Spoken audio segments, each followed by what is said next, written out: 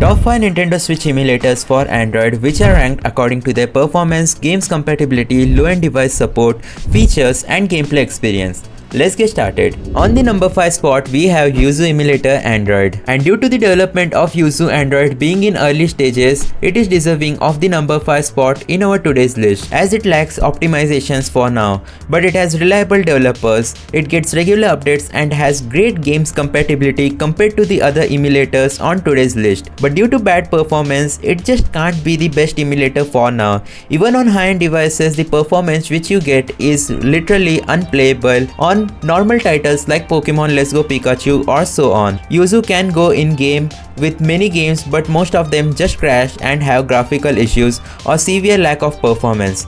And let's not forget that low-end devices aren't even close to supported in this emulator. So for those of you guys who have low-end or mid-range devices, you can't even consider this emulator. Let's move on towards our number 4 spot, which is the Yuzu Emulator Early Access. It is better than the normal Yuzu emulator, but it's also paid. It costs about $6.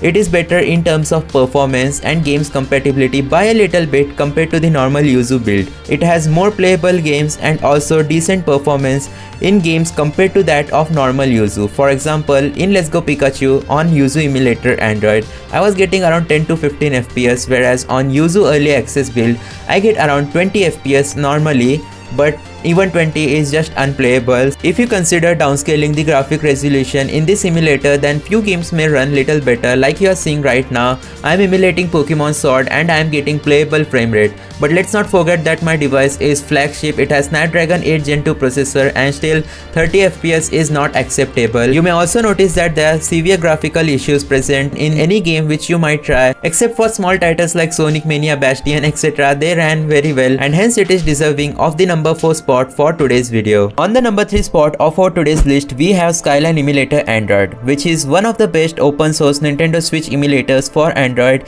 It had active development until just few months ago when the project was completely stopped, and that was due to some good reasons, but it's still my favorite Switch emulator, and as of filming this video, it offers good compatibility of games.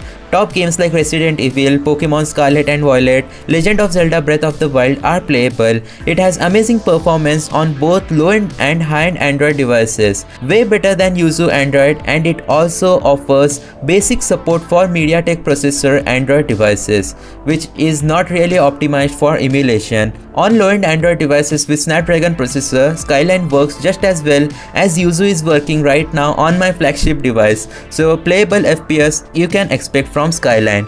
But it lacks quality textures. Even though it has very quick game opening speeds, it is incompatible with newer titles and some big games. Hence I believe it is deserving of the number 3 spot in our today's list. Let's move on to the number 2 spot, which is the controversial Against emulator. The first ever working Nintendo Switch emulator for Android, but requires a gamepad or VIP subscription if you want to play it. And it is shady all around, completely closed source with stolen codes, and even with such bad reputation, it still has a great compatibility of games where it can literally run 90% of the games stored in my device, which none of the other emulators can do. It even gets regular updates and provides decent performance on high-end devices, but has bad compatibility with low-end devices, especially on Android devices which have Mali GPU. On Snapdragon processors, if you use custom drivers, this emulator will run just as good as Yuzu runs on my flagship device. Though it can run lot of games just like any other Switch emulator, it has crashing issues, it has graphical glitches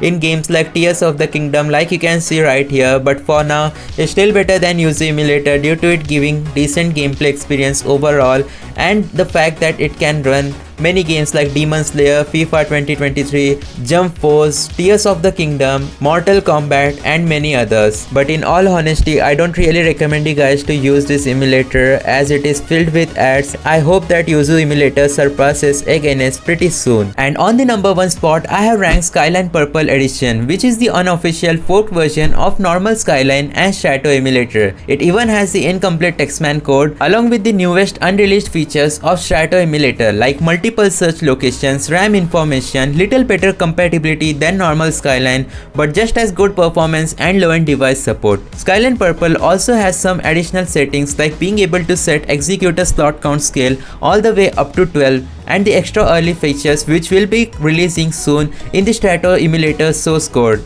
Skyline Purple is also open source, but this is temporarily on the number 1 spot, as in future Strato emulator will surely replace it. So let me know in the comment section down below which is your personal favorite Switch emulator for Android, and be sure to leave a like. Along with that, subscribe if you want to watch similar videos on my channel related to emulation. With that being said, see you guys next time.